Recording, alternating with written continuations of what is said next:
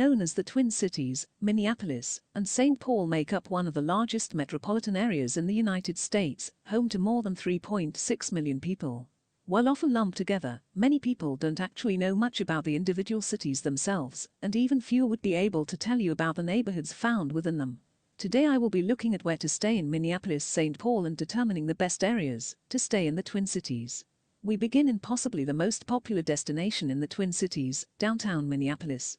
Split into two halves, downtown East and downtown West, they make up the heart of the entire metropolitan area. Like you would expect to find in any major city, downtown Minneapolis features an incredible range of bars, shops, restaurants and hotels throughout, catering to visitors of a wide range of budgets and interests. A popular destination for those seeking nightlife, you will always be able to find a bar or club to suit your liking and let you drink and party the night away until the early hours. This is particularly true of West Downtown. Located next to the neighboring district of Loring Park, a part of the city that features a thriving gay community, many gay bars can also be found in this district as well, including popular choices such as the Saloon. Outside of that part of its reputation, West Downtown is often considered to be one of the most iconic parts of the city, featuring some of its most notable buildings, such as Foshay Tower and the IDS Center. Mill District is a historic part of the city, located within the larger neighborhood of Downtown East, known as the Historic and Cultural Center of Minneapolis. While it is gradually being developed to feature more housing, it still boasts many of the buildings from when it was a purely industrial zone that was recognized as the flour milling capital of the world, hence the name of the neighborhood. Many of the old flour mills have been converted into condominium complexes which, while it means you won't be able to explore their inner workings, still leaves the fabulous, historic architecture for you to enjoy. In addition, there are plenty of other landmarks and attractions to give you your fix of historic information. Located primarily in a district known as North Loop, the Warehouse District also extends into West Downtown as well. Similar to the Mill District, it is an area with a predominantly industrial past. Made up of 62 structures, most of which are 6 to 8 stories high, spread out across 7 blocks, it is listed on the National Register of Historic Places.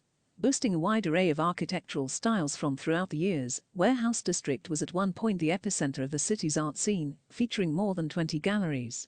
In more recent times, however, Warehouse District has become a largely residential area, with a majority of the buildings having been converted into apartment and condominium complexes. While the origins of the name Dinkytown are unclear, what is certain is that it is a neighborhood in central Minneapolis that has been known by that moniker since at least 1948.